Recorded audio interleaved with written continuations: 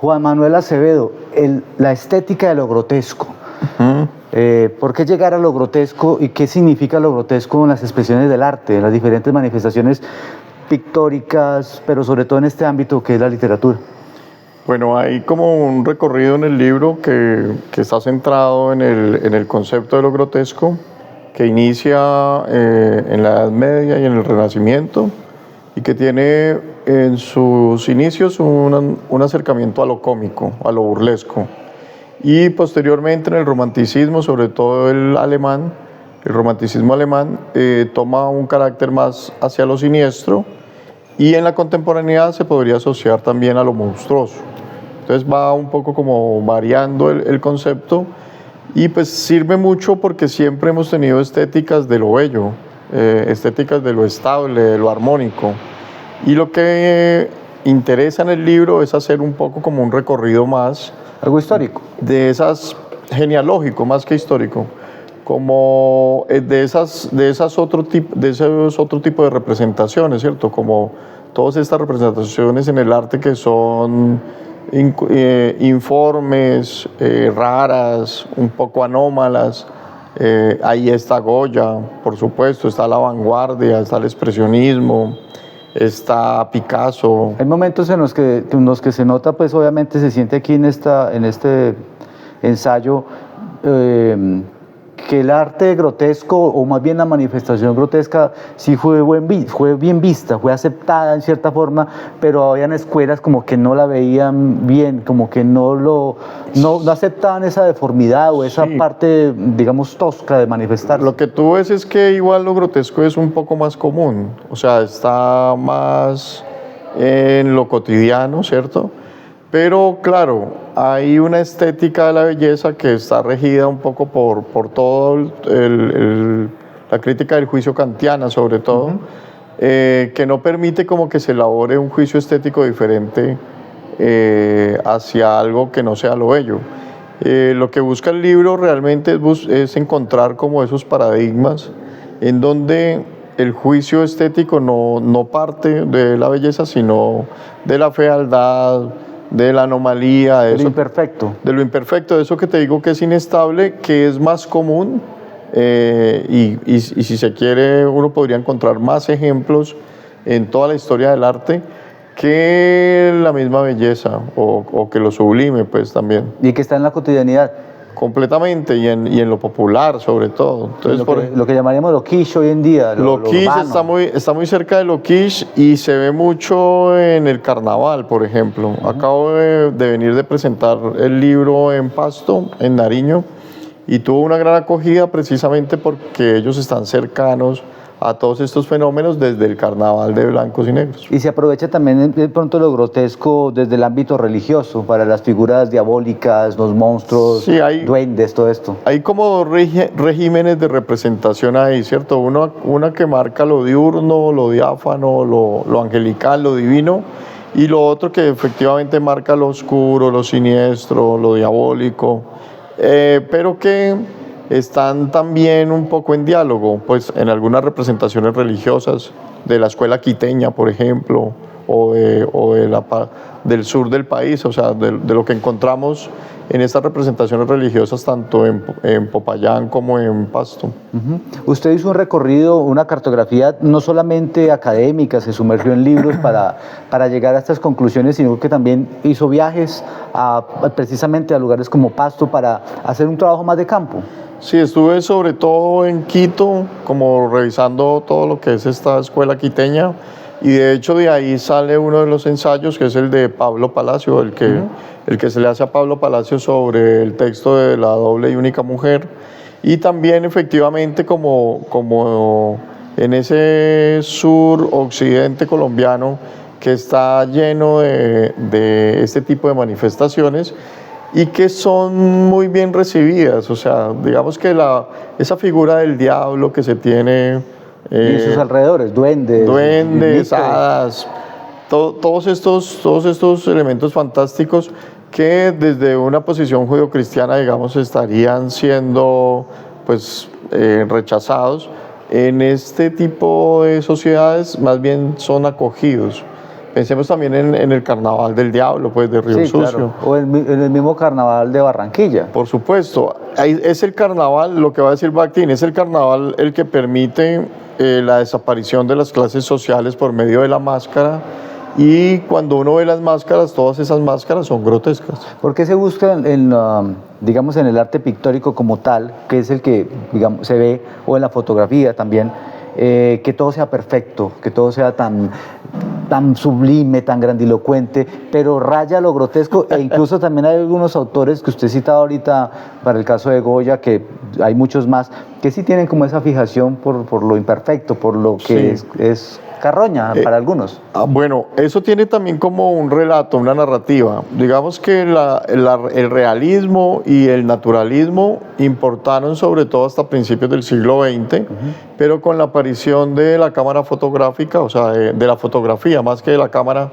con la aparición de la fotografía, todos los que se dedicaban al realismo y al naturalismo viraron un poco como hacia la vanguardia y empezaron a deformar la realidad, pues porque ya había como un aparato técnico que la reflejaba perfecto. de una manera más directa y era pues exacta hasta llegar al high definition pues que tenemos hoy, ¿verdad? No tenía sentido matarse uno haciendo algo totalmente naturalista cuando algo ya lo hacía. Entonces lo que empezaron a hacer los pintores fue un poco a deformar la realidad y a trabajar en esas búsquedas de deformación. Y algunos fotógrafos, como Joel Peter Witkin, que es uno de los que yo trabajo en el segundo ensayo del libro, trabajan un poco desde esa anomalía.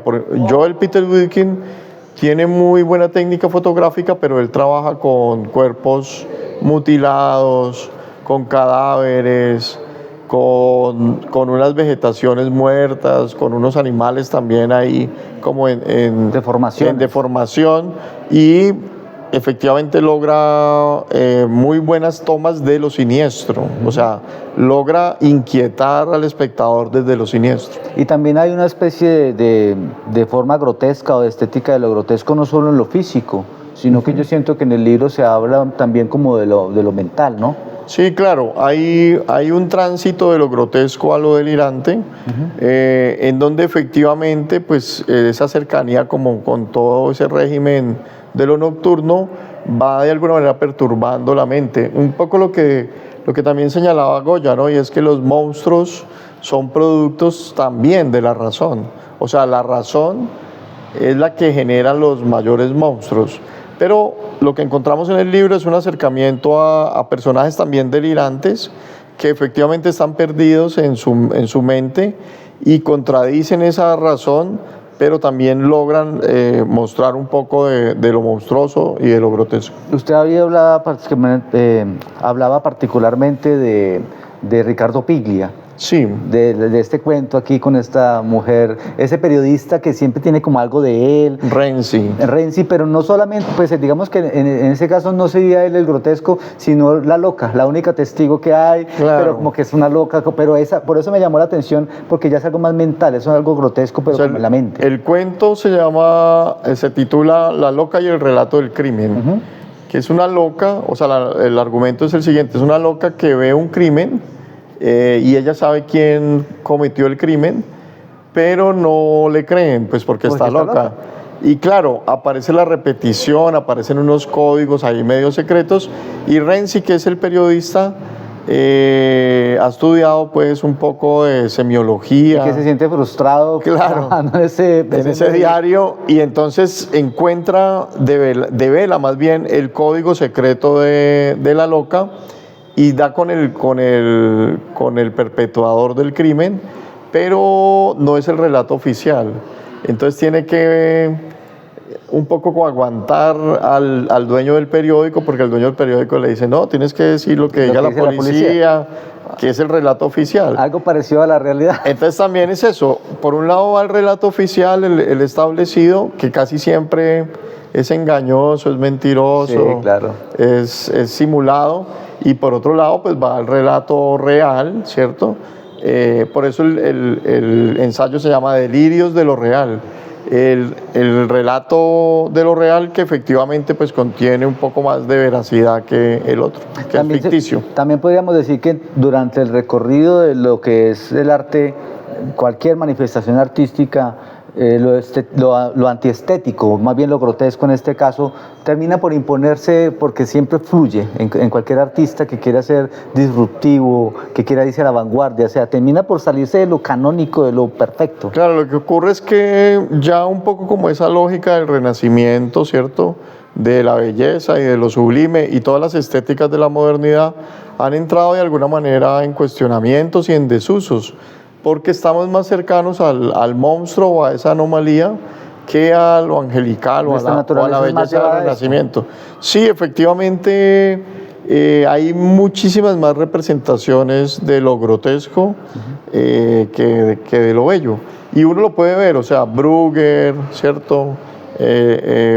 Un poco el Bosco también. Sí, claro, también. Algo de Rembrandt, de cierta forma. Claro, esos claroscuros de Caravaggio, ¿sí? Aunque son muy reales en Caravaggio, esa oscuridad siniestra está marcando también algunos elementos.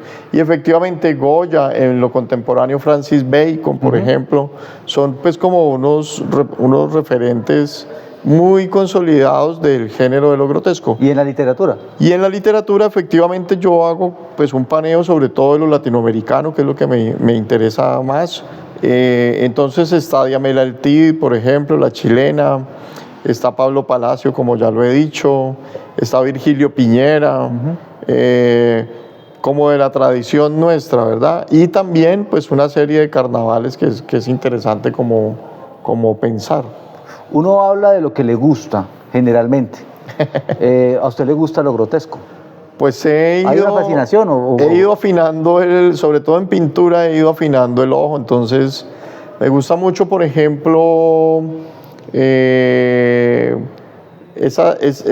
los caprichos de Goya, esa pintura oscura de Goya, o los flamencos también, ¿verdad? O sea, los pintores flamencos. Entonces he ido como afinando el ojo hacia esas anomalías y pues desde ahí escribo. Pero bueno, pues en la vida real me gusta la belleza. Pero es que ojo, porque por ejemplo hemos hablado mucho de este tema en varios escenarios y con otras personas también, y la belleza no tiene un adjetivo, la belleza no es buena o mala. O mala, no. Por ejemplo, ¿Algo es bello o no es bello? Sí, por decir... no sé, de Goya, hablemos de Goya, o hablemos del Bosco, el tríptico.